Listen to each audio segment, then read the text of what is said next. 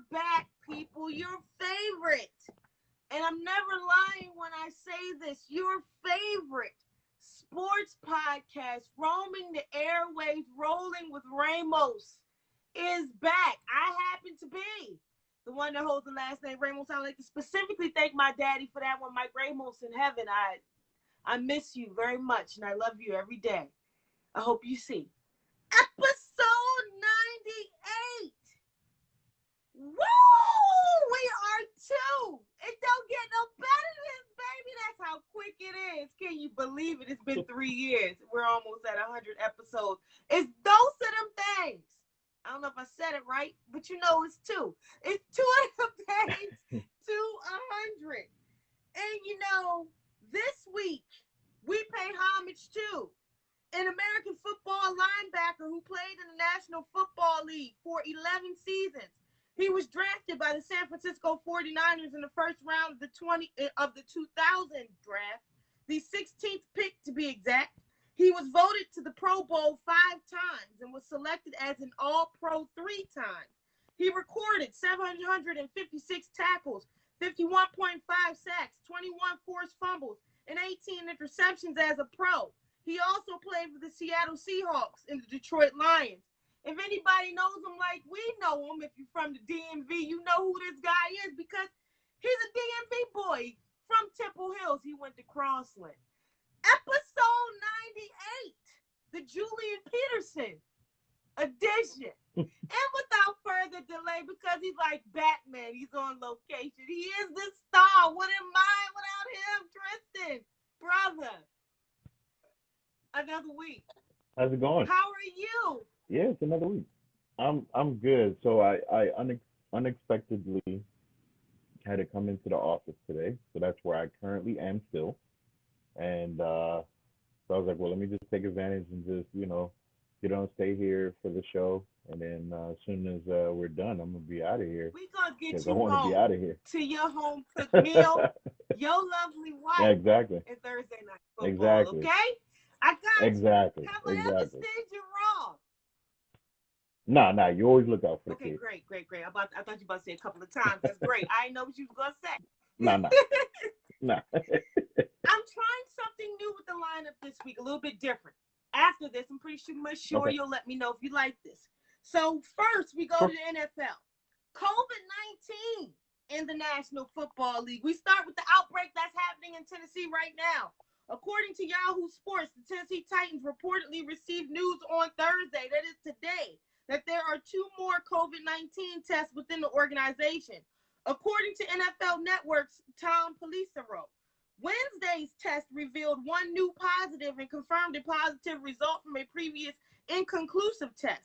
In total, the team is now up to 23 total cases of COVID-19, Tristan. Prior to that, it looked like the team outbreak might be under control. They had no positives reported on Monday and Tuesday, and there was a chance the team facility could reopen. The Titans facility has been closed since September 29th, which is when the news of their team's COVID-19 outbreak first broke. With 2 more positives on Thursday today, the facility will remain closed and ban on in-person activities will continue. Due to the team outbreak, the Titans' Week 4 matchup against the Pittsburgh Steelers was rescheduled, and now their Week 5 game against the Buffalo Bills is in jeopardy of being moved, or worse, the Titans could be forced to forfeit. They also could be punished for breaking protocol. Yahoo Sports' Charles Robinson reported on Wednesday that the Titans are likely to be punished for violating the NFL, NFLPA COVID-19 safety protocols. There are no specific details on if they broke that, but failure to wear a mask is believed to be a major part. While these actions could be responsible for the Titans' initial outbreak, about 15 members of the Titans reportedly got together for an informed workout after the facility was shut down, and the team was banned from in-person activities.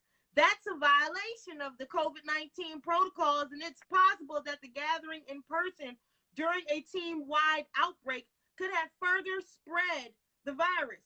The NFL recently threatened the loss of draft picks and possible forfeiture of games if teams are found to not be following the protocol. We saw a lot of coaches, Tristan, have to have fines for not wearing masks on those sidelines. With the Titans Right. possibly unable to play their games against the Bills on Sunday, we moved covidly to New England, where Cam Newton has tested positive for the coronavirus. Cam is going on day Right. 5 of his stint of the NFL's COVID-19 reserve list. They had to create a whole new list for this thing, didn't they?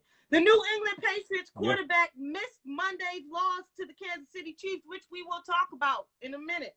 And his status for week 5 against the Denver Broncos is unclear. The Patriots did not provide an update on Newton Wednesday, but he delivered a message of his own in a Twitter post urging followers to maintain COVID-19 safety protocols.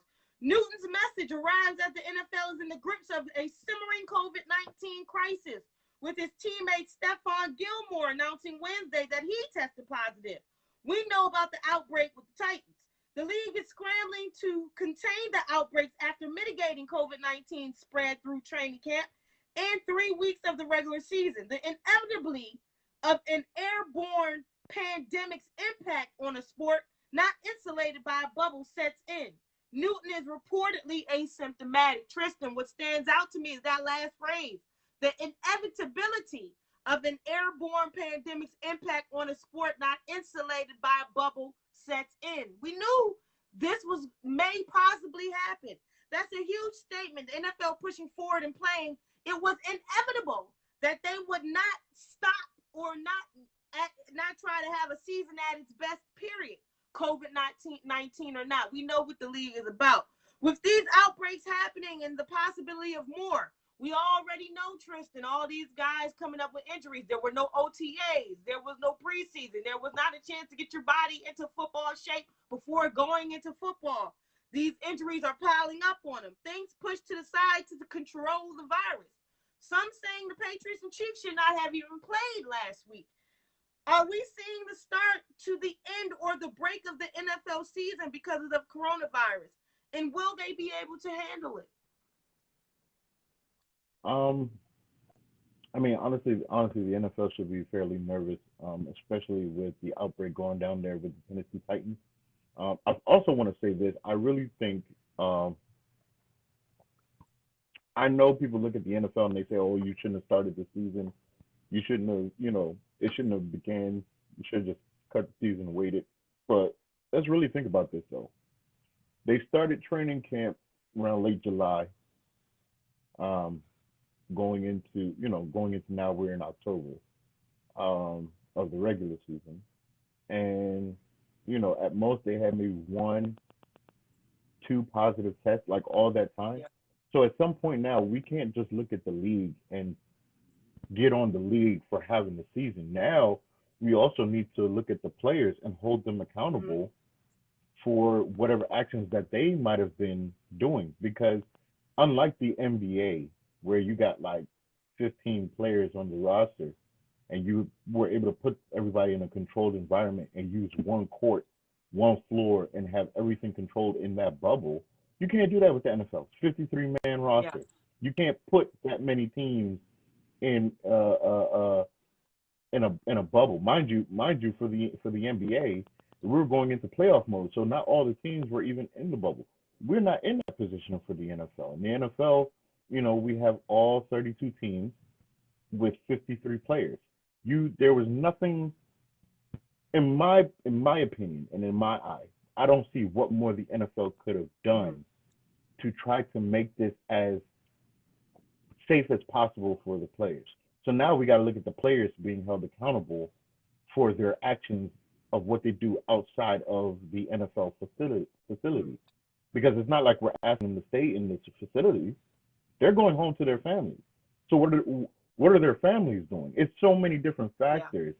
Yeah. And so we have to look at it like that with the players, especially for Tennessee. That is so irresponsible.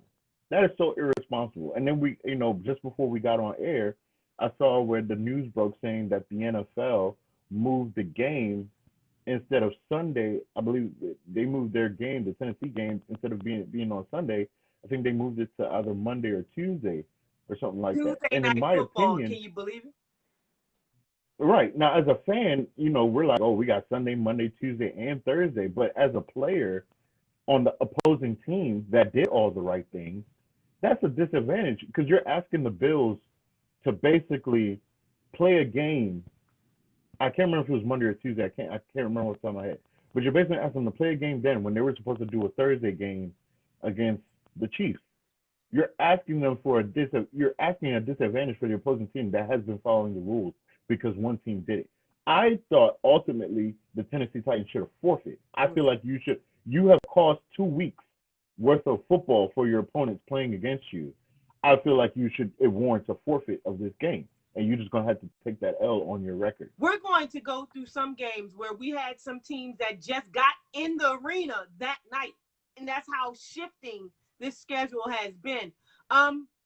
The first thing I heard when all this COVID-19 outbreak, especially when Cam got it, I was like, oh, hell. Is it that easy to always make the NFL and the organization an scapegoat for idiosyncrasies that went wrong? That they could have. Is it so easy to do that? Because we're so used to another aspects of them dropping the ball? Yeah. I mean, but that's with any of the organizations. The first thing we're going to look at is the NFL. Well, what is the NFL doing? If it had happened in the NBA, well, what is the NBA doing? But the problem is in the situation when you look at it, when I look at all the aspects that's going on, what more do you want the NFL to do? That's when some of these players, when they were saying like some players felt like, oh, we shouldn't have had the season. We knew this was going to happen. But what did you want the NFL to do? What did you want them to do with the circumstances that they've been dealt with? Again, it is not the NBA. They didn't cut it in half where 15 teams went to Orlando in a controlled environment, fully controlled space. And you only have to deal with 15 players on your team, and then you got to deal with the assistant coach. So at most, maybe 25 to 30 people at max.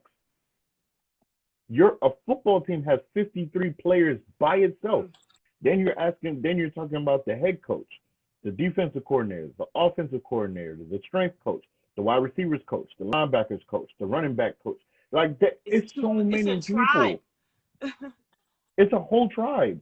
So for the NFL to have gone 4 weeks in when relatively everything's been okay, they should be applauded because really it's been one team outside of Cam Newton being positive for COVID and Stephon Gilmore. It's really just been one team, the Tennessee Titans, that as being reported right now is the only ones that are dealing with an outbreak out of 32 teams. So a matter of circumstance, this is going to happen. And while we're talking, you bring up the NBA. Excuse me. What the hell of a precedence that they set. Adam Silver should be, if there was an Organization of the Year award, it should go to Adam Silver. Brilliant. He did an incredible job. They made it all the way to the NBA Finals. They're gonna come back, play again. The WNBA, we're gonna talk about that. Shout out to them. If you're just tuning in, you're tuning in to episode 98 of this thing that we call Rolling with Ramos, the Julian Peterson edition. I am Ramos, the one that holds the last name like Ramos in heaven. I love you. Tristan, he's here. Let's talk about some football. Let's go back to week 4. We're looking ahead at week 5 power rankings. The Kansas City Chiefs, that's no excuse. They're number 1. Number 2, the Seattle Seahawks. They were 3 last week. Number 3, the Green Bay Packers. They were number 4 last week. Number 4, the Baltimore Ravens. They dropped 2 because they were 2 last week. Number 5, the Buffalo Bills. They stay at 5. Number 6, the Tennessee Titans. They stay at 6. They were 6 last week. Number 7, the Pittsburgh Steelers. They stay there at 7 as well. Number 8, the Los Angeles Rams. They stay where they're at. Number 9, the New Orleans Saints. They were 10 last week. They move up. Number 10, the New England Patriots. They were 9 last week. Let's start in Monday Night Football, shall we? Without their star quarterback, shelved by COVID-19, the 34-year-old journeyman taking its place, and your top running back on injured reserve, and a flight that didn't land in Kansas City until shortly before kickoff, then you have to try to contain Patrick Mahomes. The New England Patriots, despite all of that, still managed to give the Chiefs fits for most of the way on Monday night, hanging within a field goal of the Super Bowl champs until late in the third quarter. It wasn't until Tyrann Mathieu took an interception back for a touchdown in the fourth that Kansas City clinched the victory. Brian Hoyer, 15 to 24, 130 yards, 0 touchdowns. He threw a pick. Patrick Mahomes, 19 to 29, 236 yards, 2 touchdowns. He did not throw a pick. 8 carries on the ground, 28 yards on it. The Patriots lose to the Chiefs 26-10. Now, Tristan, we have to talk about this game because everybody was talking about what the Patriots were going to do with the Chiefs. They hung in there as long as they could. But eventually, the monster overtook them. What did you think about it? I mean, it's really just what you said. Watching the game, and I was talking to a couple of my fraternity brothers while we were all watching the game, and all we kept saying to each other was, man, the way Belichick's defense is playing, if Cam Newton was playing this game, the Chiefs might have lost. Like, that's really when you watch the game, there's no other factor. Opportunities too. I mean, there was no other factor that was more blaring than the fact of you kept Patrick Mahomes and that offense that was at full strength, not missing anybody. They had Kelsey, Watkins, Harmon, Tyreek Hill, and Edwards-Helaire, and Patrick Mahomes. You had everybody, and you kept that offense to 6 points for about 3.5 quarters. If Cam Newton is at the helm for Bill Belichick, the Patriots are winning that game. Absolutely. There's really nothing more to say in that fact. It was just it made Cam Newton getting COVID even that much more disappointing because of the fact that he was literally the factor in the game. Wow. So I mean, the fact that Bill Belichick, when's the last time we ever saw Bill Belichick have to go to 2 quarterbacks in a game? Had to bench Hoyer and put Stidham in just to see if something. When coaches do that in the middle of the game, it's because they're trying to see something spark on the offense. They're trying to get something going because nothing's happening. That's like the worst thing that can happen. Exactly. If Cam Newton was playing, that wouldn't have been an issue because there's really no answer for Cam. Like the Kansas City Chiefs defense is improving and it's good, but they're not any match for Cam Newton. So are you saying that although this whole league is saying Kansas City and it's everybody else, the Chiefs would have got their first loss last Monday night? Absolutely. If Cam Newton played. Absolutely. We take 4 games off the top, Tristan, and then we move on to another subject. I'm hoping you're liking this. I'm keeping you on your toes. Let's talk about your next favorite team on Monday night. The Falcons, shall we? Matt Ryan, 28 of 39, 285 yards, 0 touchdowns, 0 interceptions. Aaron Rodgers, how can you possibly not give this man any help? But he still performs. 27 to 33, 327 yards. The guy had 4 touchdowns, Tristan. Shout out to tight end Robert Tonyan, who continues to have a breakout season. Ding, ding, somebody had to step up to help the bad man, and he does. Zadarius Smith records 3 sacks on the night, and the Packers remain undefeated. Zadarius Smith is undefeated without even those 3 sacks. Shout out to what he did as far as Breonna Taylor Monday night and what he expressed. But the Packers remain undefeated, Tristan. What can you say? It's Aaron Rodgers, and the Falcons continue to look as dismal as possible. Listen, you and I talked about this earlier earlier on. I don't know if it was like late spring or early summer when the draft took place and we saw what they did. You and I both said this. We were like, Aaron Rodgers is about to destroy everyone for the disrespect that he has received in this moment. And you know, the only thing I was mad about with that game was the fact that I did not put in my bid on DraftKings because I would have won a lot of money because people didn't know about Tonyan. They didn't know about Tonyan, and I had him in one of my fantasy leagues. I had drafted him on Sunday because I said, oh, Lazard's not playing? I said, he always looks for tight ends when he doesn't have his receivers. And I picked him up on one of my fantasy leagues, and he balled out and made me win. And I was like, I just wish I did it for DraftKings because I probably would have won a whole lot of money. Because I know not everybody was looking at Tonyan.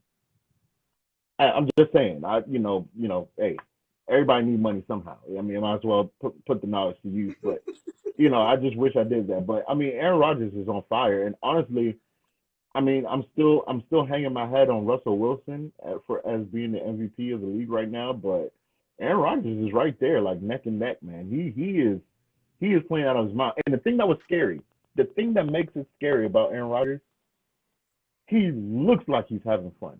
I haven't seen him look that happy playing football in years. And he The shouldn't fact be when he happy on a team that gave him nothing. And right, but he's having a ball. Him and Matt LaFleur, that relationship is like it just looks like it's a match made in heaven. And when I knew he was having fun was when he threw that, I think it was the second touchdown pass, and all the rest of the team is celebrating, and they're all looking at the camera and they're flexing, and here he comes at the end, and he looks at the camera, he's like, I'm like, oh, he's when having have fun. you ever seen him Oh, celebrate he's having a that? blast. Exactly. I'm like, oh, he's having a blast. And if he's having fun like It's that, the dangerous. whole NFL has been put on notice. Oh, it's It's in trouble. dangerous. It's in trouble. Thursday night, the Broncos, they get their first win this season. Melvin Gordon's 43-yard touchdown run with 148 remaining. And the defense made just enough plays to beat the bumbling and still winless. Adam Gase still is on that sideline, New York Jets. They beat the Broncos beat the Jets 37-28. I ain't got nothing for that game. Okay. Adam Gase until Adam Gase is fired, it's irrelevant. We already saw that Bill O'Brien got fired, so that's one coach down, three more coaches to go that need to get out. I'm gonna run something by you later about that Bill O'Brien thing because there was a little poll going on, and I'm gonna run that by you later. First Okay. game on Sunday night in 24 hours, Joe Mixon went from a worrying hospital visit with a mysterious chest injury to busting out for one of the best games of his career. Mixon, 25 carries, 151 yards, 2 touchdowns. The Bengals get their first win, 33-25 over the Jacksonville Jaguars. Joe Burrow, baby, if you don't believe it, this guy gonna be something as these years continue to accumulate. 25-36, the young boy had 300 yards, Tristan, 1 touchdown. He did throw a pick, 4 carries, 11 yards on the ground. He becomes the first rookie in NFL history to throw for 300 or more yards in 3 consecutive games. Gardner Minshew, 27-40, 351 yards, 2 touchdowns. He did throw a pick. Yeah, listen, Joe Mixon has always had that talent. Let's be clear. The problem is that the quarterback play for him has not been consistent enough. And because of that, it has made teams load the box and not allow him to do his thing. With Joe Burrow threatening the air the way he is so far, you're going to see more and more of good Joe Mixon because now they have to account for we can't load the box and stop the running game. Now we got to watch out for Joe Burrow throwing to Tyler Boyd and AJ Green and John Ross and all these cats. We have to now take account for that. So the Bengals, all they got to do is fix their defense, and definitely first priority is to fix their offensive line. If they're in the top 5, they need to be going after that left tackle in Oregon, and I don't want to see another pick other than that for their first round pick. They need the offensive line because Joe Burrow is a stud. He is the truth. The Browns, if you care, they finally get back on the winning board. They're 3-1, Tristan. Baker Mayfield, 19-30, 165 yards, 2 touchdowns. Odell Beckham Jr., 2 carries. They're saying your boy's back, 73 yards, 1 touchdown. He had 5 receptions, 82 yards, 2 touchdowns. Dak Prescott, 41-58, 502 yards that night. 4 touchdowns, 1 interception. Ezekiel Elliott, 12 carries and 54 yards. The Browns beat the Cowboys 49-38. You know my day was made. You know my day was made. Can I talk about this? You at work? How's you walking to work? Listen, the air was clear. The sun shines just a little brighter. Like, can I talk about this about the Cowboys for a little bit? And can I indulge, please. Okay. So here's my thing. Okay. I laugh. I laugh every time I think about this moment. The only player on the team that is doing anything of worth is literally playing on a franchise tag in Dak Prescott. Man, they don't want to pay. The one they don't want to pay is the one that's playing the best football. And here's the thing. On the defensive side of the ball, okay, there's a guy named Earl Thomas that's out there. You have the worst secondary in football, okay? The worst secondary. You made sure. Now you got Van Der Esch that's still on the rookie contract, and he's hurt. He's looking like he's another Sean Lee. Just get hurt every other day. So he's looking like another Sean Lee. Jalen Smith, you paid money to, and he has not been the same Jalen Smith since he got that contract. I don't know what's going on with him. He looks lost out there. Looks completely lost, right? Your cornerback, Diggs, is getting abused. The rookie corner, getting abused out there. You got no-name safeties, who one of them yesterday, when he was being interviewed, said, "Oh, you can't expect to go full speed throughout the entire game." That's your starting safety. I just wanted to get that clear. And then the highest paid player on your team, and DeMarcus Lawrence, the highest paid player on your football team, Jerry, okay? Your so-called pass rusher has no sacks, no QB hits, and 3 tackles. We're going into week 5. No sacks, no QB hits, and about 3 or 4 tackles on the season. He hasn't had a sack in 450 snaps. That means in the late part of last season was the last time he had a sack. Not even the end of the season. The later part, around week 8 or so. He hasn't had a sack since last season of week 8. And he is the highest paid player on your team.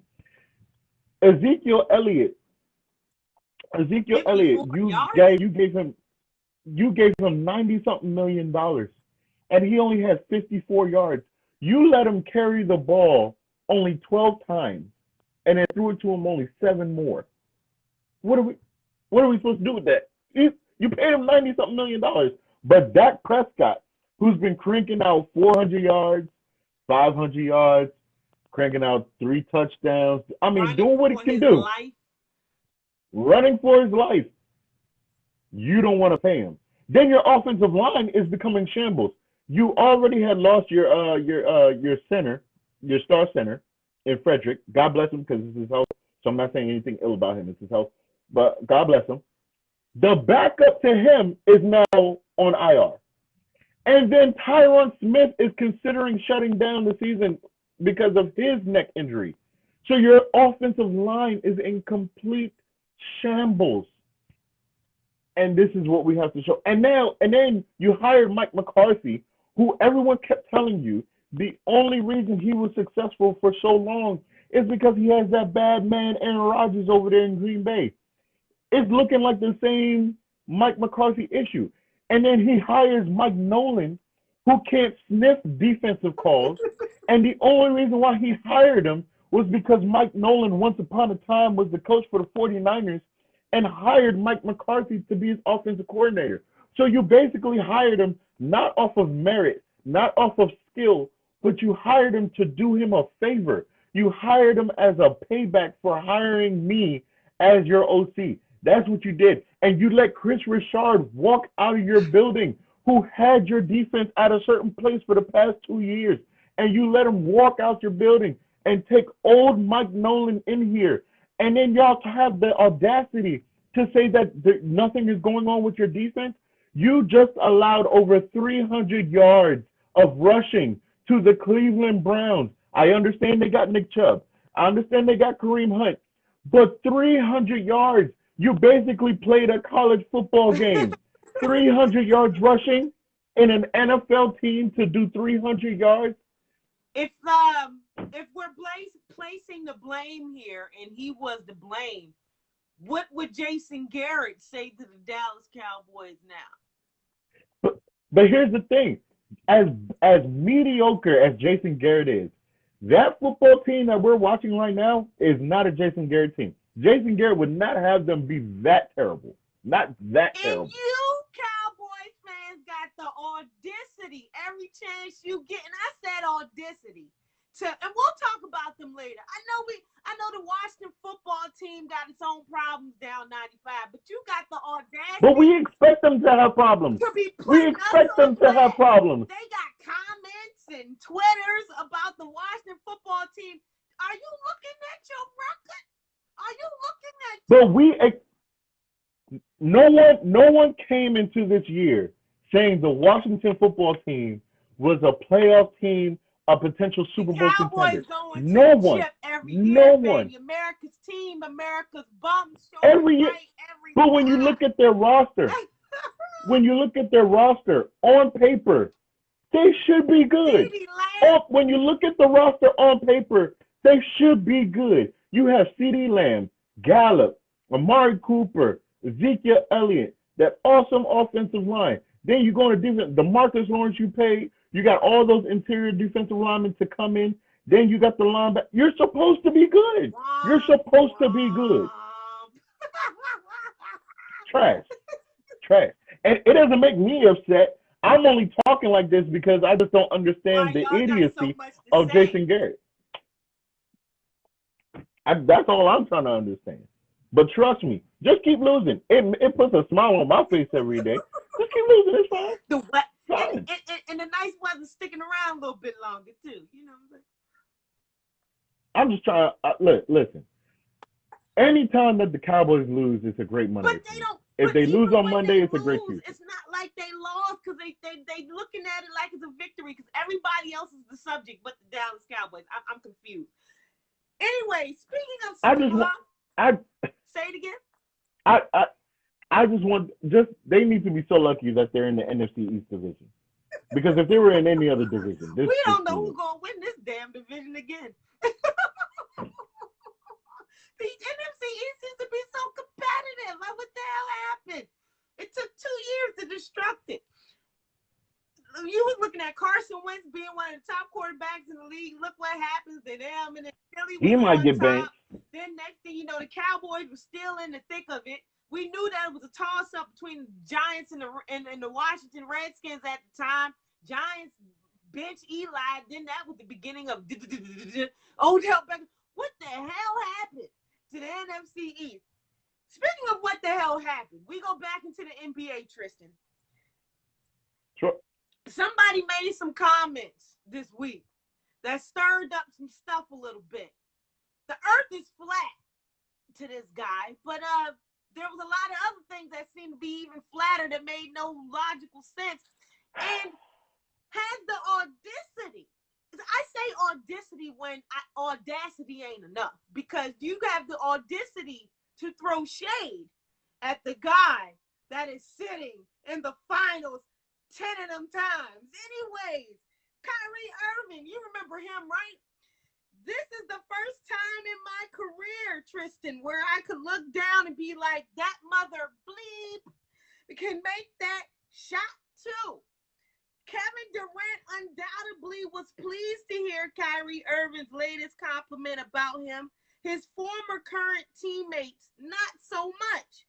Irving joined the debut episode of Durant's new podcast, the ETCs with Kevin Durant, and was asked by co-host Eddie Gonzalez whether he or KD would take the Brooklyn Nets' last shot with the game on the line.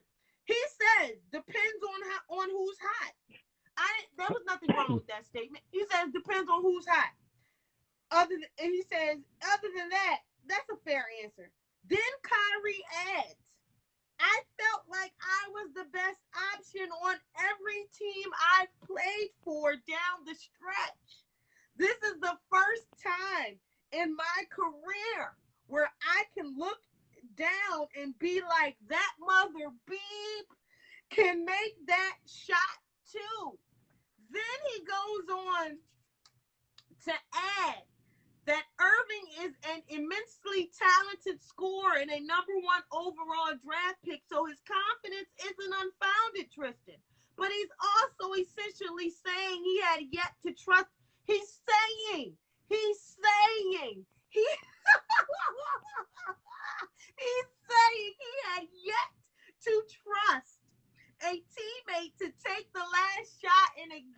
before teaming up with Durant in Brooklyn. Budding Boston Celtics star Jason Tatum may take issue with Irving's assessment, especially since he averaged a team high 18.5 points per game during the 2018 postseason while Irving was sidelined due to injury. And when Yaz came back, can I say that you disrupted the team? Because the leader that we expected you to be in Boston, you didn't tell anybody. We already knew that you weren't a leader. But you didn't admit to the fact that you weren't a leader until after you left. You carried it as if it's not me, it's them. Still, Tristan, Irving, by all accounts, the Celtics' best clutch scorer ahead of a young Tatum. And there's really only one player. There's only one dude. There's only one guy. There's only one king. Who is your king? That should have a grip with Irving's comments. His name is LeBron James. James is one of the 5 best players in NBA history, though it hasn't reached 10 NBA finals with 3 different teams by being bad in the clutch.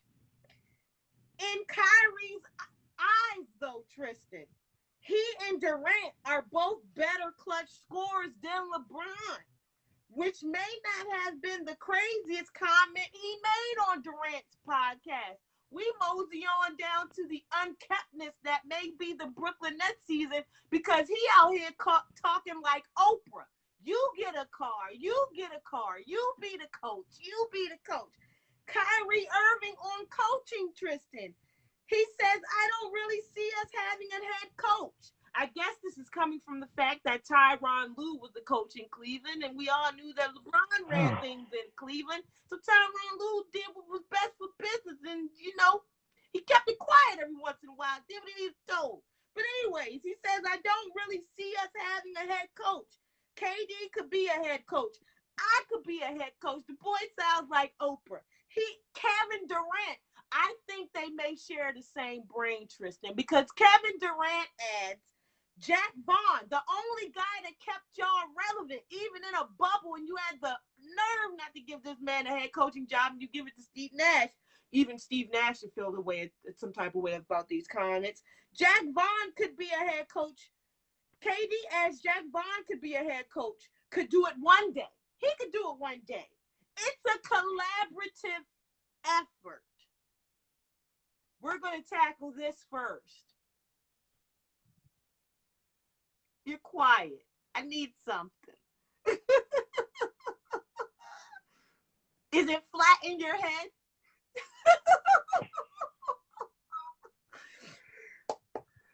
Here's my thing with Kyrie. When Kyrie Irving got drafted in 2011, number 1 pick for the Cleveland Cavaliers, right? Mm-hmm.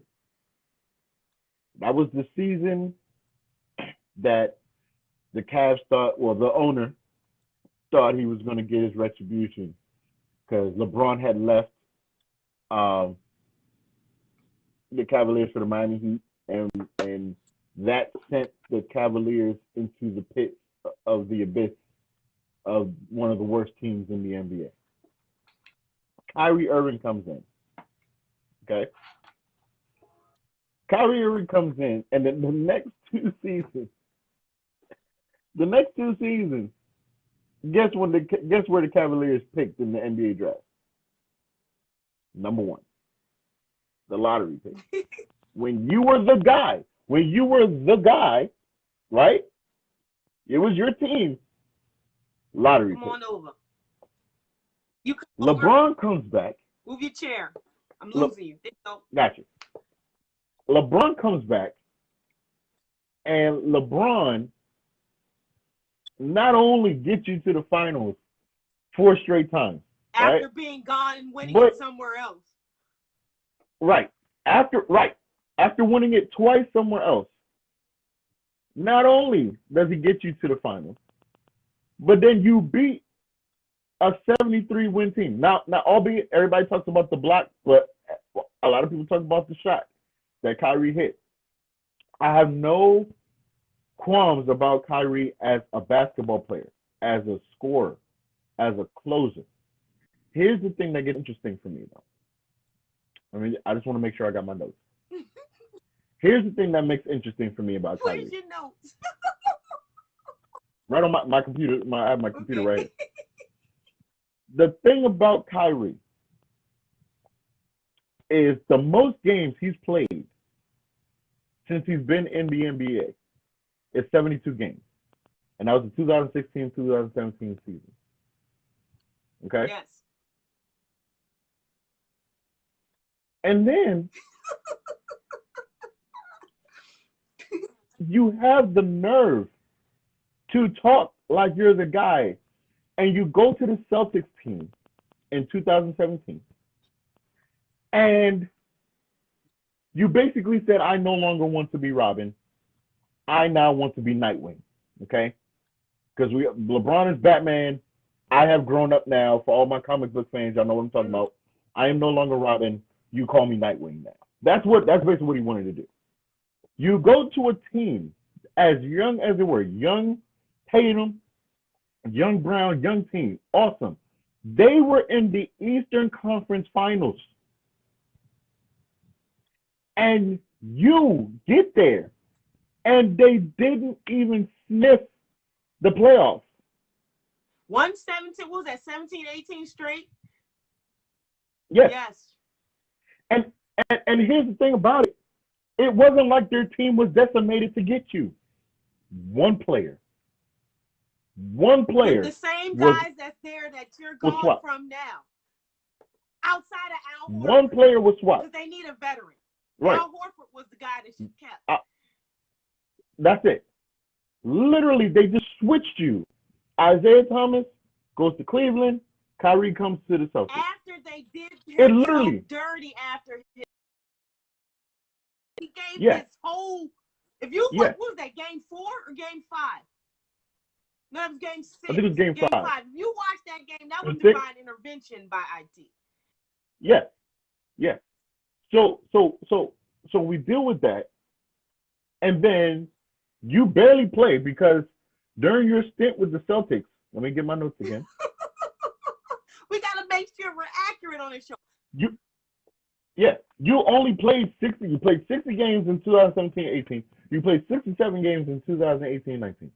So then, after that whole debacle, you said, I want to go home. I want to play in front of my family. You're going to Brooklyn with KD. And I said it on this show, and I wish I could remember what episode I said this on. I said it on this show. I said if there was ever a moment, if there's ever a time that Kyrie can prove that he can be the guy on a basketball team, it is at this moment, because he wasn't going to have KD, because KD was coming off the Achilles injury. I said, if there was ever a moment, if you can make this Nets team work to at least get to the playoffs, you ain't going to get no argument from me. You ain't going to get nothing from me. You only played 20 games. 20.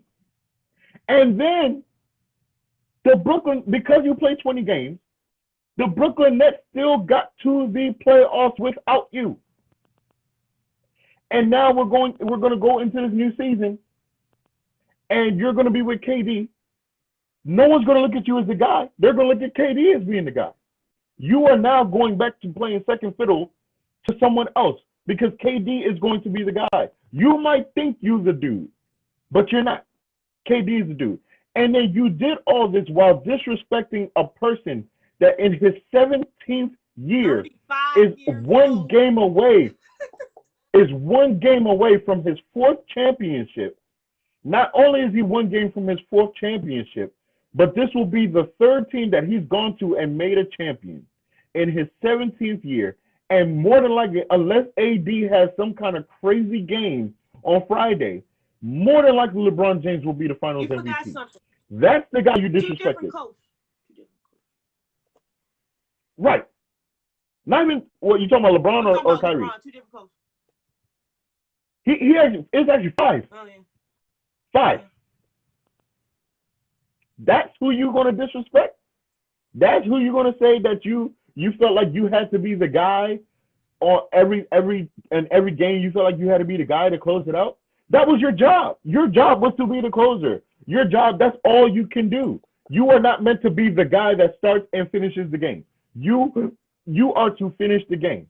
Your skill set says otherwise, but your mentality is only to finish the game. Speaking of mentality, I'm a little bit concerned. Shout out to Tony Grimes. We're going to have you on. We're working on a little Zoom situation so we can get guests on because, COVID messed us up. Right. We are not in studio anymore. But had some epic battles with that good man right there. But I'm a little bit, make sure y'all drop those comments down below. Make sure you talk to us. I'm concerned, Tristan, with this Brooklyn Nets situation because it's looking a little bit unkept. It's looking a little bit uncontrolled already. It's looking like no one is in control. They're already saying they're not respecting no coaches. I mean, Steve Nash was supposedly the guy that Kevin Durant wanted. They bought in. I mean, you didn't even respect the interim coach you had. Now you're telling him that he could be a coach one day or maybe not one day. There is no respect. You have two guys that went into team organizations. Kevin Durant went into a solid foundation when he went to Golden State. So he had to do nothing. Sure he did not have to be the guy to reel everybody in, to be the locker room guy. They already had camaraderie. Then you turn around and had Kyrie. Kyrie has been in and out of locker rooms and can't do it on his own as well. Who's going to stand away and let the other one do something? Who's going to take one aspect and build another one? Are they going to be a tag team? Who are they coachable? They don't sound coachable. We're looking at the fact that these guys have been such great players that we're starting to notice that some stuff up here or some character flaws are really in front of us right now. What kind of next season are we going to look at? Because we're not looking at a season where you're thinking, if I'm personally looking at it, I'm not scared of them yet. What the hell do you have to offer besides the talent? Because we got to put this together. The thing is that all I look at is talent. That's all they got because they are not. They don't seem coachable, and especially Kyrie. For you to go out and say, "I think KD can coach. I think I can coach." When your organization just hired Steve Nash to be the head coach, for you to say that, I mean, come on. So if that's the case, when Steve Nash makes a decision on the floor, that means if you don't agree to it, that means you're not going to do it because you don't agree. See, and this is the thing that disturbs me about people because we don't get on the people that we really need to get on. We don't get on the athletes we really need to get on because LeBron James never said this out loud. He never made those kind of comments out loud. He also deserves the right to be able to contradict. And that's my thing. But we get on LeBron for being that way. At one point, they were trying to call him the coach killer. I'm like, where? Where is he the coach killer? Because all the coaches that have coached him all have rings on their fingers. So where? Where is he a coach killer? But LeBron's intelligence warrants him to be able to say, I don't know if that's going to work. The man can recall every play that's ever been played by his team or the opposing team. He has an IQ that is kind of just out of this world. I mean, even Skip Bayless, the biggest LeBron hater there is, said that he has the greatest IQ he's ever seen from a basketball player. So he warrants that kind of ability to say, I don't know, coach, if that will work. But you never heard LeBron go on air and look and say, well, I could coach this team. He always refers to the coach. Even when Blatt, as terrible as David Blatt was, he still referred to him as his head coach. And here come Kyrie, who you haven't done anything in the league other than when LeBron was with you to warrant any kind of attitude like that. So I don't know. It's going to be interesting. And I really feel bad. For the Dinwiddie's of the world and all those guys that are like blue-collar guys in the NBA playing for the Nets that have worked and grind their way to be respected because they did so well this season without having Kyrie. And now, unfortunately, they're either going to get sent to another team or if they stay on the team, they're going to have to deal with the circus that is Kyrie and KD. And then they play and then here is the Big Apple, which is gonna exemplify it. It's just Blow it up magnified. even more. Because the Knicks are irrelevant. So it's all about the Nets. Because the Knicks are irrelevant. So all New York media is going to look at the Nets. And somehow, Tristan, all this Kyrie Irving talking, what he was saying, it made it down 95 South. And the continuing disrespect of Bradley Beal. Kyrie Irving makes it to DC too. This time with the comparison to Bradley Beal. Fox Sports analyst Nick Wright went on a rant trash talking about Kyrie Irving and used not one but two Wizards references, Tristan, as ammunition. One of those references was to Bradley Beal, who responded and does not seem pleased to have his name brought into the conversation. It all started with this same discussion about Irving's recent claim he was a better late-game option than LeBron James when the two played in Cleveland. It was a fairly absurd thing to say, and Irving rightfully, as we're doing it, he's called out for it. But Wright just had to bring the Wizards into it. I don't know how the Wizards got into this, but he just had to bring the Wizards into it. First, he called Irving a not as good agent zero. We could say that if not for LeBron James, Kyrie is just a less interesting Gilbert Arenas. Where the hell is Gilbert? Because he don't keep his mouth closed. I haven't heard him too much about this one. But anyway, I'm sure he's going to say something. Kyrie is just a less interesting Gilbert Arenas without the 29 points per game season, Wright said. Then Wright brought up Beal in a way that really came off like he was taking a swipe at the Wizards shooting guard. Listen, I'm happy for Bradley Beal with the ring, but that's what Kyrie is, but he thinks he's someone else, Wright said. Bradley Beal with a ring on the face of it doesn't sound too insulting. Beal is a very good player. With a ring, he will probably be on his way to the Hall of Fame. But the way Wright used Beal seemingly as an example of a player who isn't special was arguably unfair, and that appears to be the way Beal saw it himself. At Get Nick Wright, what y'all talked about today has zero to do with me, my character, or my game. There's only one other person named Bradley Beal in this world, and that's my son, Bradley Beal said in a tweet. Totally fair point was y'all two numbers are damn near identical, and yet you're not out here talking like you invented the sport like Kyrie does. Wasn't intended as a shot at you or at your game. That was Wright's comments back to Bradley Beal. I guess Bradley forgave him a little bit, or at least forgave the retraction that it looked like it was, because he said, I hear you. It was tough to gauge off your transition. All love, Bradley Beal. What did the Wizards have to do to this? Why is Kyrie being compared to Bradley Beal, or even Gilbert Arenas for that thought? And why can't people just respect Bradley Beal? What is the problem? So here's the thing. First of all, you don't disrespect Hibachi, okay? Hibachi is a folk hero here in the DMV. Despite all his craziness, antics off the court, Agent Zero is a folk hero here in the DMV, okay? You don't disrespect Hibachi. Don't disrespect Hibachi. Number two, the reason why Bradley Beal is not getting this fair shake, just like how he didn't get selected for the All-Star, the reason why this is happening to Bradley Beal is really, honestly, it's the Wizards. It's the same kind of disrespect. It's the same kind of disrespect that Ryan Kerrigan has gotten in his career because he's a part of the Washington football team. It's the same disrespect. Because when you look at Ryan Kerrigan's stats compared to the premier pass rushers in the league, he's right up there with Von Miller, Chandler Jones. I think he's like second and third when it comes to like sacks and stuff in the league since I think 2011. But because he's a part of the Washington football team, he doesn't get talked about as a premier pass rusher in the NFL. So Bradley Beal's getting the same treatment. Bradley Beal should be considered as one of the top 5 guards in basketball. But he's not getting that treatment because he's with the Wizards, who are a dysfunctional mess. So that's the problem. And I hate that for Bradley Beal. I hate that for DMV because, I just wish it was better circumstances, but it's not.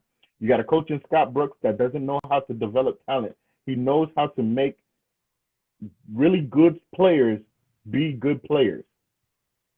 Like, and let me say that again very carefully.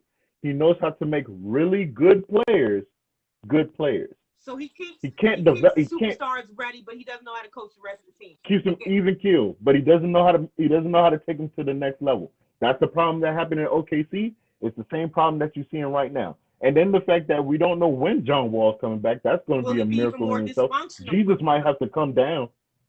I mean, I have no idea. I mean, Jesus would literally have to come down and put his hands on the boy's body. I don't know when. I don't know when he's going to be healthy. Well, I mean, but apparently he's healthy. I mean, he's been doing some rec ball. Apparently he's looking pretty good. Okay, we'll see what happens. But it's been Bradley Beal for the past 2 3 years. Really, it's been all about Bradley Beal taking all the weight.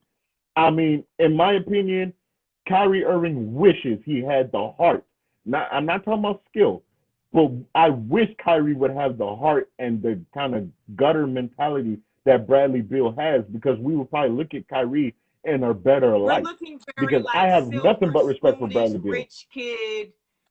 Exactly, very spoiled kid. Bradley Beal is a dog. Bradley Beal don't say too much.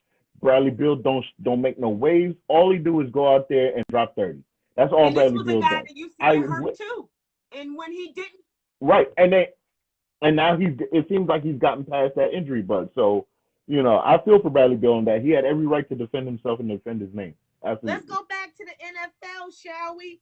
The Saints, Drew Brees, 19 of 25, 246 yards, 2 touchdowns, 1 interception. Alvin Kamara, 19 carries, 83 yards, one touchdown. Matthew Stafford, 17 of 31, 206 yards, 3 touchdowns, 1 interception. Adrian Peterson, the ageless wonder, 11 carries, 36 yards. The Saints beat the Lions 35 to 29.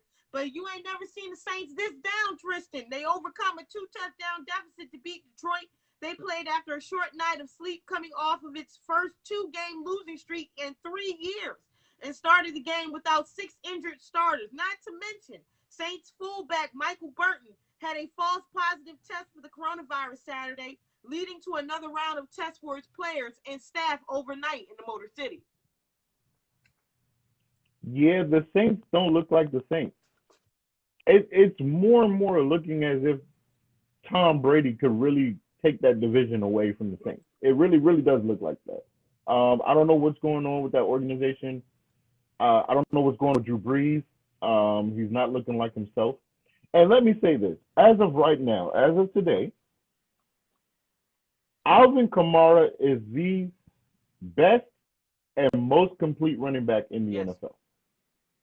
As of today, Alvin Kamara is the best and most complete running back in the NFL today. He is. I I said this on Twitter, and I took a little heat for it, and I guess because people are still sensitive of his passing. But for me, he reminds me of Gale Sayers. It's like that's what I Yeah. look at. It's not the fastest guy, not a burner, but just the way he runs. It's like watching art take place, and that's what a lot of people said that Gale Sayers was. It was like watching art on a football field, the way he ran, and that's how I look at Alvin Kamara. You put that ball in his hands, he's gonna make something happen, and to have a weapon that dangerous out there, and he's just, He's the I only mean, thing he's literally keeping him like a up. cheat code. He literally is the offense. Even for Michael Thomas to return, I just would not take touches away from Alvin Kamara. He makes your offense click. So that's my thing right now. Alvin Kamara is the best running back in football. Episode 98 of your favorite sports podcast, Roaming the Airways, Rolling with Ramos. I'm Mikhail, that's Tristan.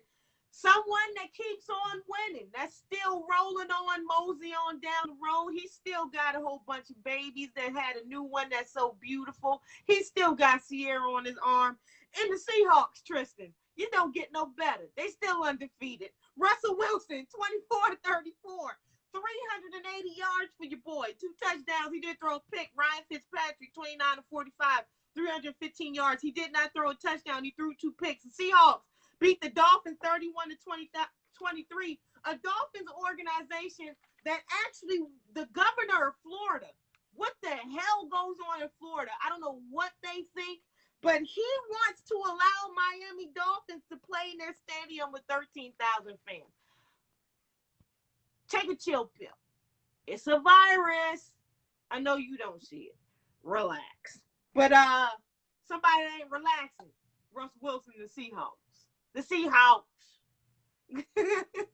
Listen, it's a three-way race right now between Russell Wilson, Aaron Rodgers, and Josh Allen as far as the MVP.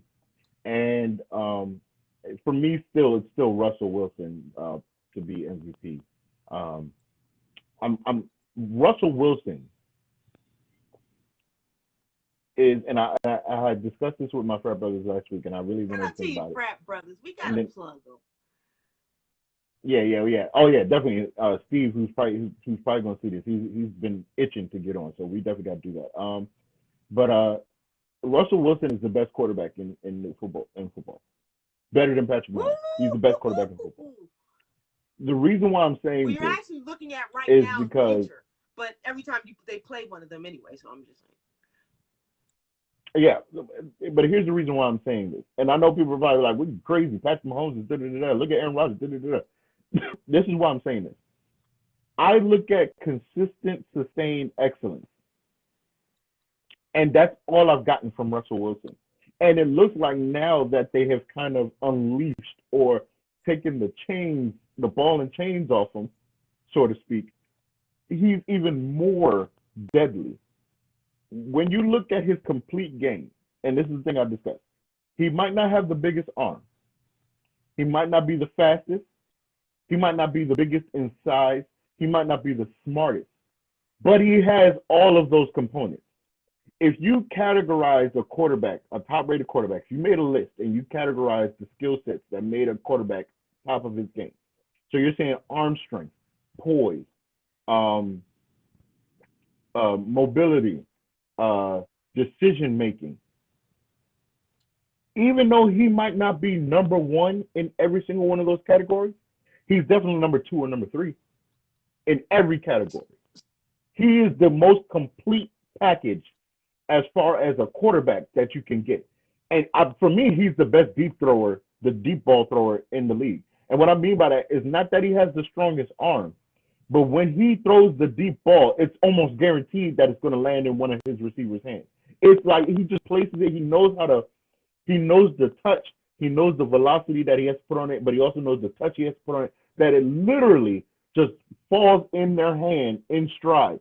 It's the prettiest ball in football. So for me, I'm like, Russell Wilson is the best quarterback in football because every intangible that you're looking for, he possesses. He might not be number 1 in one of them, but he is like top 2 or 3 in all of them. And that is what makes him the best quarterback. Saying, if we're looking at a Patrick Mahomes or Lamar Jackson for that matter, you're looking at talent. But you're looking at talent that has to continue to progress, whereas when you're looking at Russell Wilson, you're looking at somebody who's comfortable in their skin, that's comfortable in their body, that's comfortable knowing what he can do and can do. And even if we find a flaw, you're totally reaching for it. Exactly. Him and Aaron Rodgers are the best 2 quarterbacks still, even beyond Patrick Mahomes. And it's not to say Patrick Mahomes won't get there. It's not to say Patrick Mahomes can't sit at the table.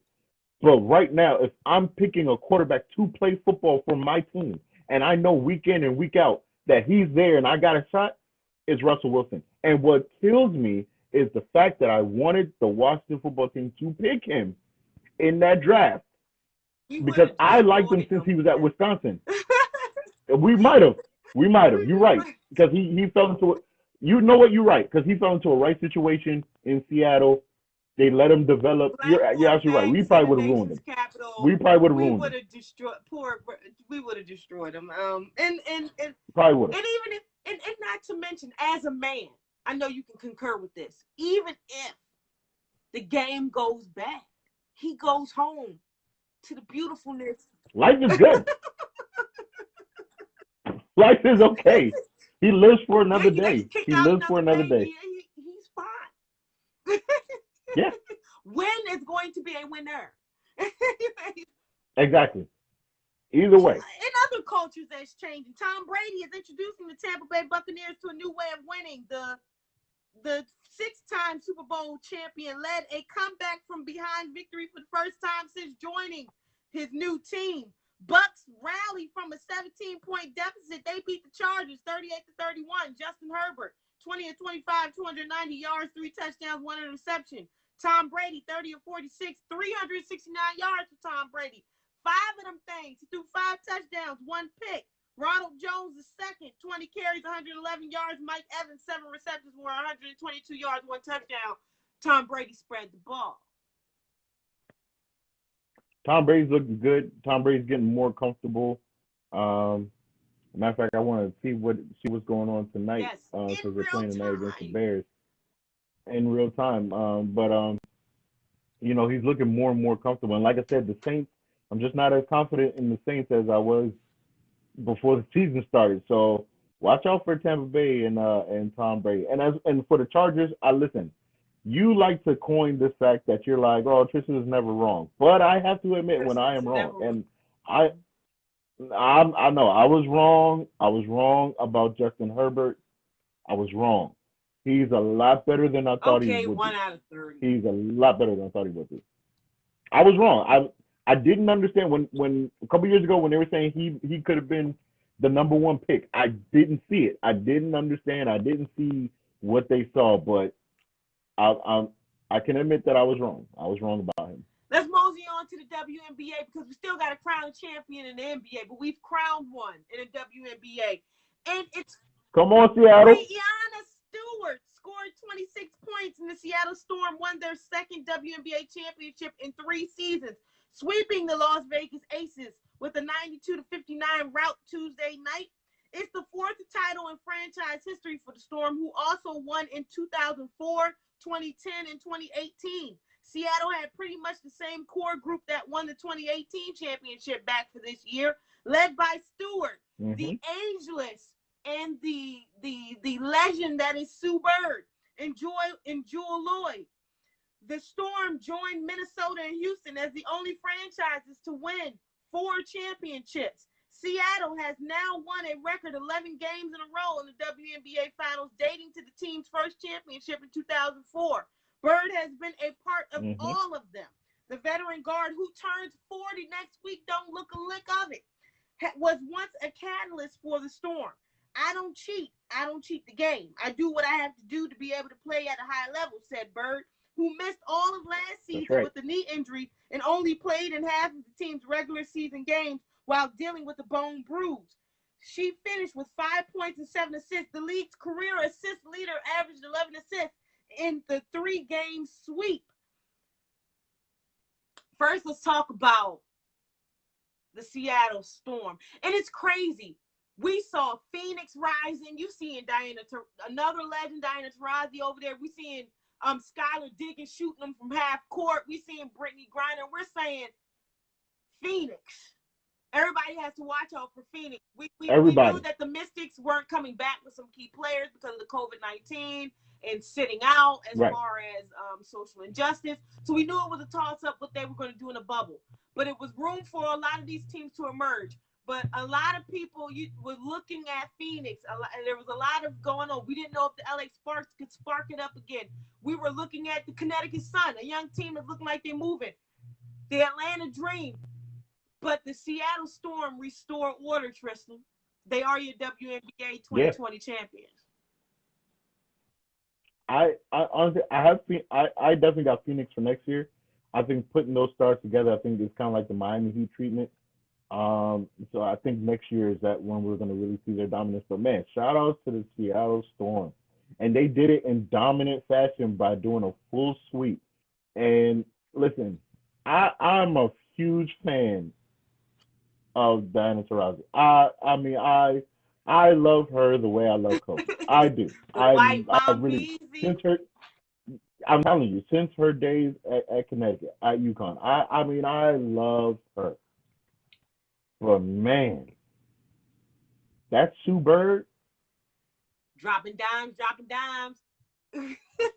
Sue Bird. If I'm looking at Diana Taurasi as the White Mamba, I'm definitely looking at Sue Bird as probably their version of Kareem. Yeah. As far as just a winner personified everywhere she's gone. college, overseas, in the I mean, what is this? I think she has 6 total rings, 4 of them in the WNBA. We're not even gonna count her girlfriend. I don't. Because her girlfriend's a winner too. Her fiance girlfriend's a winner too. You know, rapping though. You know, if you don't know that name by now, Megan. Do your research. I mean, they it's are just a power couple. yes, and it's just amazing. It's amazing at her age what Sue Bird has done in these playoffs and in that championship run. Like, yes, we love Breonna Stewart. Breonna Stewart is a weapon for sure, but that team would have not won that championship if Sue Bird wasn't the one steering the ship. And it's amazing. My hats off to Sue Bird. Awesome. Speaking of John Wall, if you coming back off Achilles heel, and off an Achilles injury, if I can quote Will Smith eloquently, that's how you come back.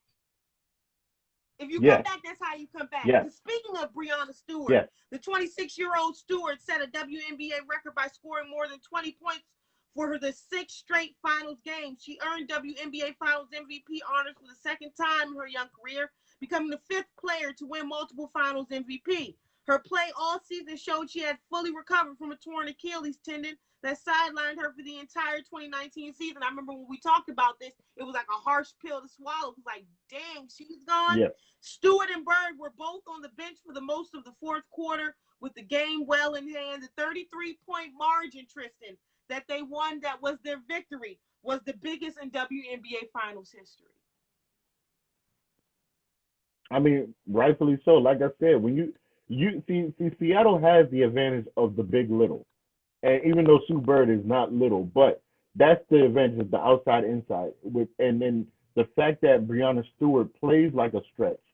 You know, well, I can't even say plays like a stretch. She's basically a stretch. So because she plays the stretch that way, she's a constant mismatch for anybody. I would have said maybe Phoenix because I feel like Griner would have kind of banged her a little bit to give her some problems. But other than that, who else in the WNBA that has that kind of person that can run, not only bang her when she goes in the inside, but also run with her if she goes to the outside because she has that outside shot and mid range. I heightened Lamar Odom, and Lamar Odom didn't get much credit, but Lamar Odom, yeah, and a lot of people want to know what went wrong with Lamar Odom, but that trade to Dallas did it because he was 6th man of the year. How you trade 6th man of the year? I think it messed with him, but Lamar Odom was an enigma. Lamar Odom could do it all on that Lakers team. Could do everything.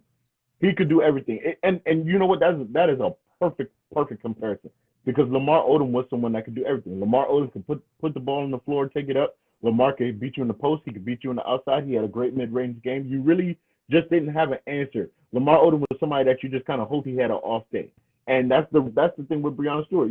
The only way you could really stop her is that you just hope she has an off day. So for sure, that was a great comparison. And the fact that she's only 26, let's all keep that in mind. She's only 26. We're going to be seeing this for a long time. I would like, although there's a lot going on in Sparkland, I would still like to see Candace Parker hoisted up one more time, but you never know.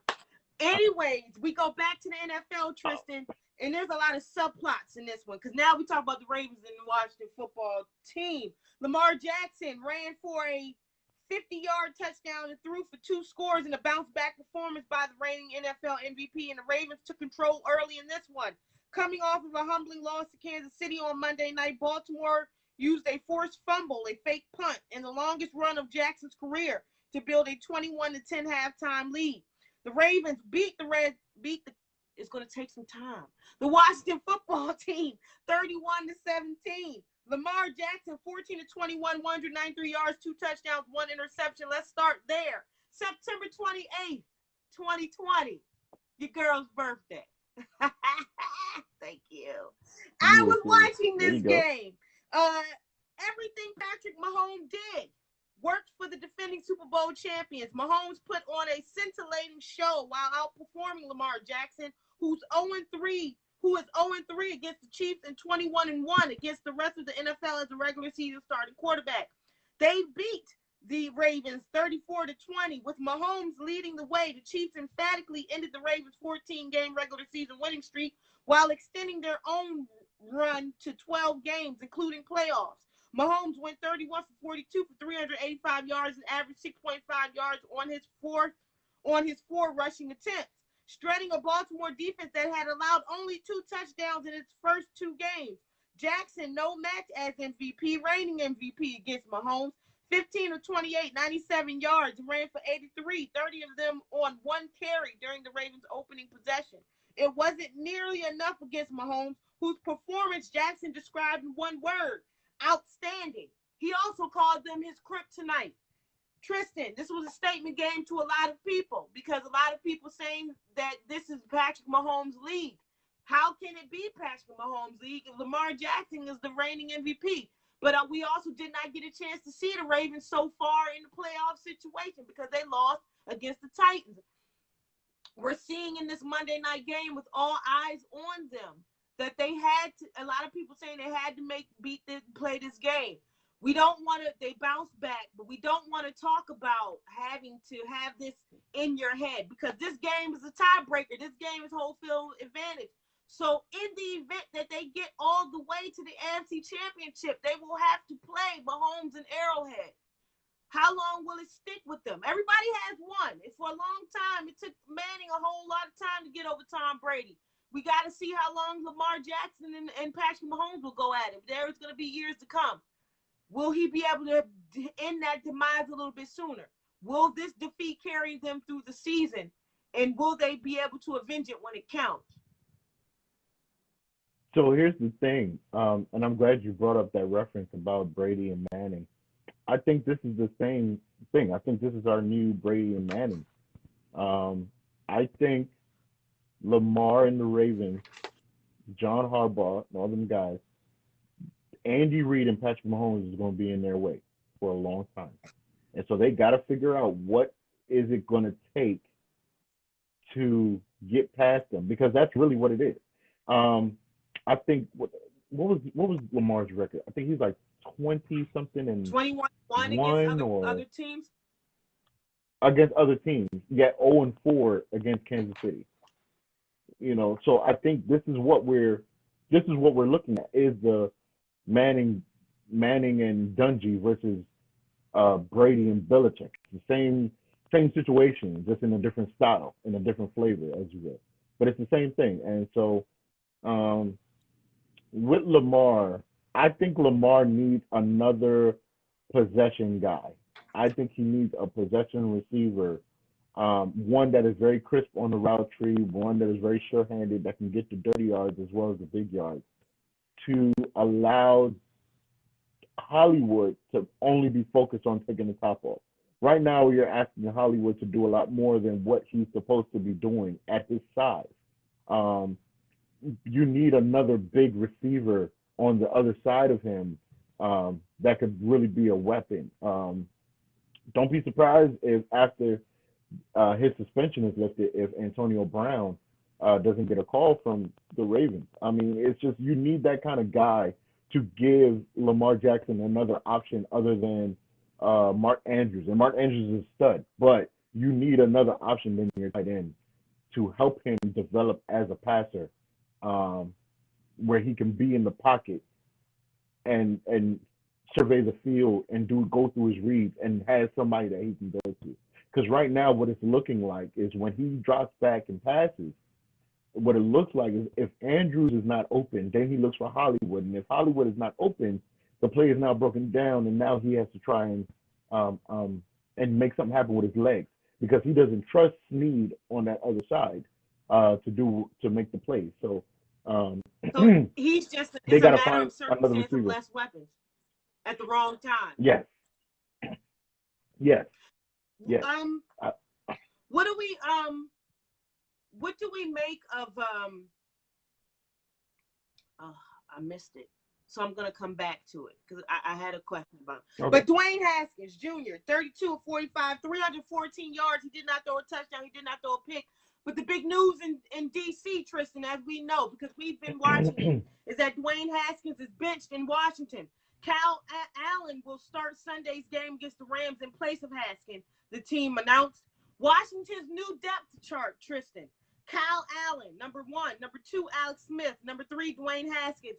And it's led to so many statements that have been a process of trying to identify the developmental process for the black quarterback and what's been allowed in other places that does not have our skin color, that's not being allowed here. I mean, we can look at the classic situation of Ron Rivera. This is not the guy that he drafted. And if we're looking at the culture in D.C., in any event, when change happens, even though you're waiting for the process to happen, they want to win now. And they're not looking at it, and they're not looking at the fact that this is not doing it right now. So why would Ron keep him there? So we get that. But the developmental process of the black athlete, these are some comments that came by that I saw, some tweets and stuff. Nobody goes from the penthouse to the basement faster than a black quarterback. Developing or being average is not something they allow black quarterbacks to do. You can be elite, but anything other than that is no for them. And that's crazy for that statement, because we're looking at a Russell Wilson and how elite he is, and the fact that Tony Romo has an MVP nomination and Russell Wilson has none.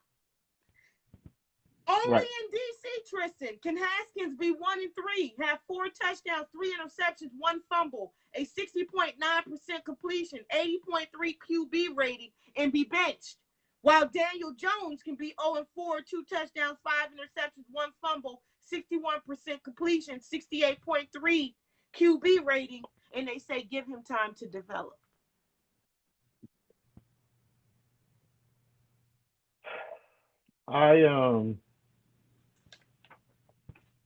I struggle with this one because there's a part of me that feels how all those comments felt and feel currently. I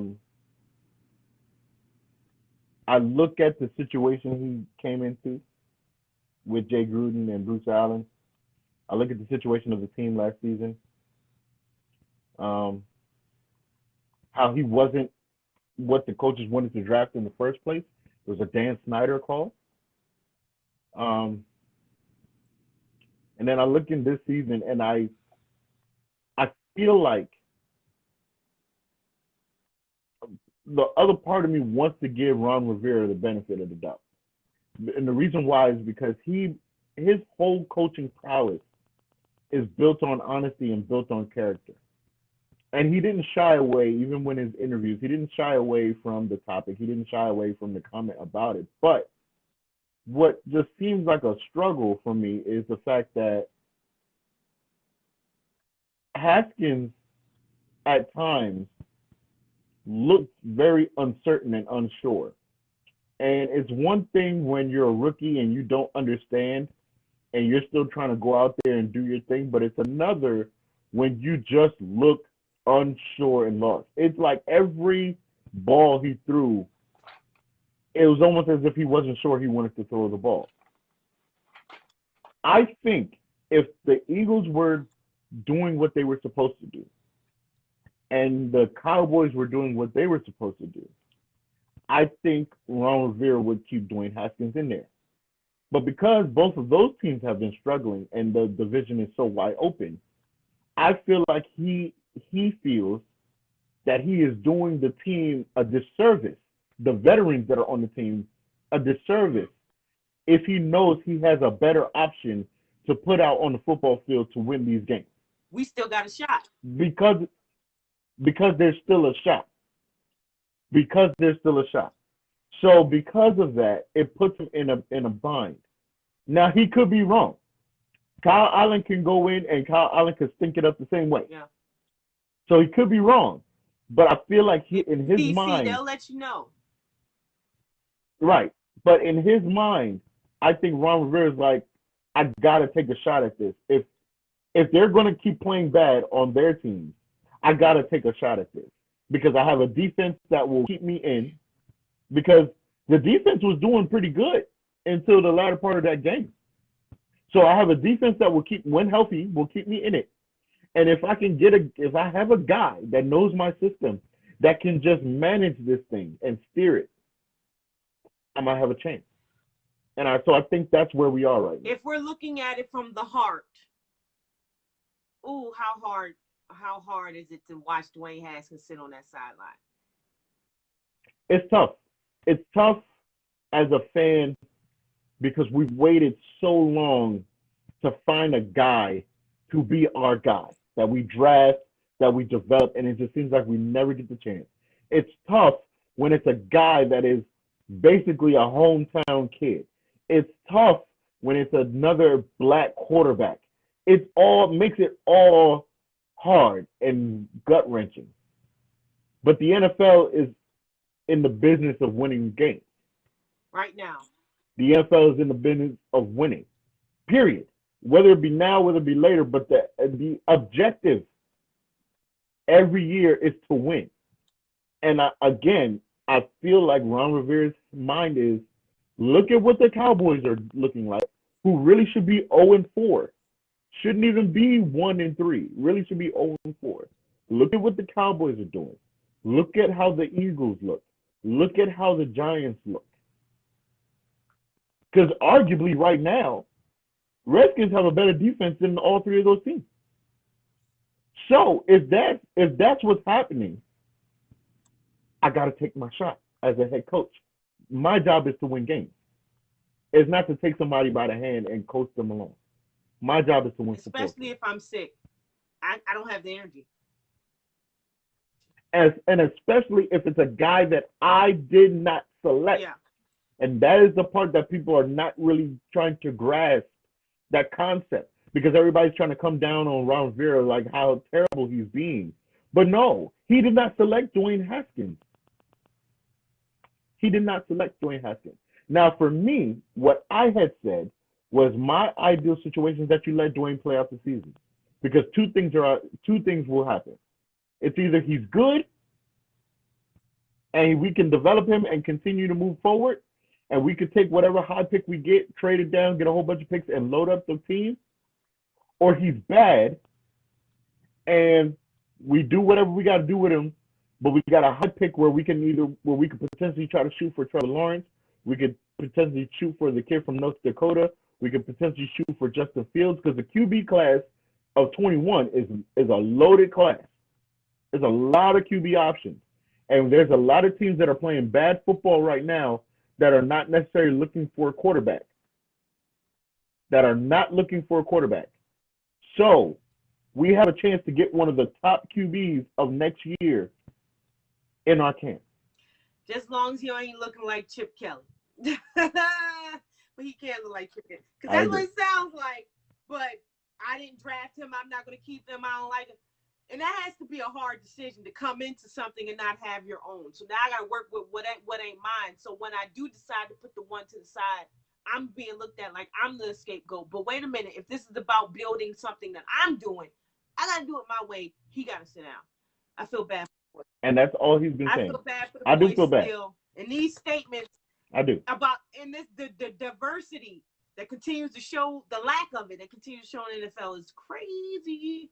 Back to the NFL. The Texans are 0-4. The Vikings beat the Texans 31-23. According to the Washington Post, Texans defensive end J.J. Watt and former head coach Bill O'Brien, who was fired Monday after Texans' 0-4 start, were reportedly involved in a heated exchange during practice this week, leading to the team's Week 3 loss to the Pittsburgh Steelers. Watt called O'Brien out on his coaching ability, and the argument began a player revolt that ended up getting O'Brien fired, according to ESPN 97.5 Houston Radio. The exchange reportedly included an angry O'Brien voicing his frustration about the defense to defensive coordinator Anthony Weaver. O'Brien had also had a separate verbal altercations with other staff members in multiple departments, according to the Houston Chronicle. Now, we talked about that little who's going to be the first coach to be dismissed, Tristan. While the good money was on New York's Adam Gase or Atlanta's Dan Quinn being the first head coach dismissed this season, the Texans fired O'Brien after winning 4 AFC South championships in his first 6 seasons. The Texans made the playoffs in 4 of the last 5 seasons, but an 0-4 start to the 2020 campaign served as organization's breaking point. He also took a role as general manager last season, which led to the most controversial decision to trade star wideout DeAndre Hopkins for what? Peanuts. But I don't really have too much to say in regard to the Texans because they fired him. Now, if he was still employed, you still on the sideline. if he was still employed right now, is that what you're saying? Hey, listen. If he was still employed, I would have a lot more to say today. But because they fired him, I don't have much to say. So it's now. All I'm gonna say is this: y'all better have Airbnb on line one. As soon as the season is over, Airbnb need to be on speed dial. And if he's not, what do we do for you? Well, it just depends on who they hire. If it's not him, I'm not saying it has to be him, but what I'm saying is he better be a call. Come on now. He better be a call. Yes, he better be a call. The Giants are but if they pick another coach that's less, if they pick a coach that's less than him, I'm gonna have a lot to say. Speaking of less to say, still the Giants are 0-4. They lose to the Rams 17-9. The Colts beat the Bears 19-11. The Bills beat the Raiders 30-23. The Eagles beat the 49ers 25-20. And that rounds up week 4. No. Yeah, that rounds up week 4. And last, we finish and conclude with the NBA. LeBron James in the finals at age 35, 27.8 points per game, 11 rebounds per game, 8.5 assists per game. They will be rocking the Mamba edition, Gigi edition jerseys. They have not lost in those. That means that there will be 4 on the way, right, Tristan? That's it? 4 is on the way. They might as well put the confetti on the court before they even play. Might as well. See, there you go. It's a done deal. One and spoils your nice little 3-1 go here. Nah. It's a done deal. It's a wrap. Miami, hey, I have all respect for Miami Heat. I got all respect for Miami Heat. I for sure got all respect for Jimmy Butler. He had to give his life for them to win that game. He gave up everything. Lakers, everything. The Lakers are just they're just overmatched. They're just overmatched for them. So LeBron, what are you saying? Congratulations, ring number 4. Those critics that say, "Oh, they got everybody banged up." Portland ended up being banged up. Then they turn around and get a Dallas team that had to go far. And then they turn around. What are you? I've been hearing these rumblings. I know you've heard them. And now they're looking at Adebayo's hurt. They're looking at all these things that's going on in Miami, and the easiness of what they've done. I don't want to hear none of that. You know why? Because no one gave that energy to the Toronto Raptors when they won their championship. No one gave that energy. Because everybody knows, ain't no way Toronto would have won that if KD and Clay were not hurt. I don't want to hear it. Everybody had months off with the bubble. Everybody came in fresh. I don't want to hear it. Let LeBron have his time. Let AD have his time. You've been hearing it, though. I've been hearing it, but I'm tuning out the noise. Let LeBron enjoy his championship. Let AD enjoy his first championship. I don't want to hear none of that about injuries and none of that. Because even if they were healthy, the only difference would have been that it would have been Lakers in 6. That's the only difference. If they were healthy. And you dropped the mic. Boom. And 4 rings. This is episode 98, the Julian Peterson edition. We hope you enjoyed it. This will be on YouTube for you to check it out if you missed it. This will be on Spotify, Google Playlist, Apple Podcasts. Put your headphones on. Turn us up in the car. Take us with you. Tristan, there's only one way to do 99, baby. And I'm not talking about Warren Sapp.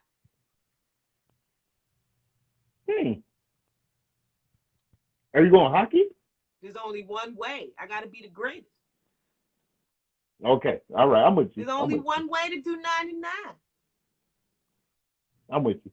And with that, I'm going to say it like I said every week. I don't care if it does not rhyme. It's mine. I am Mikkel. Like Kevin McHale Tristan. I owe you a cupcake. We almost close to it. We're almost close to 100. I'm excited. Get home safe. I know I'll talk to you. See you next week. Yeah. Peace. Peace.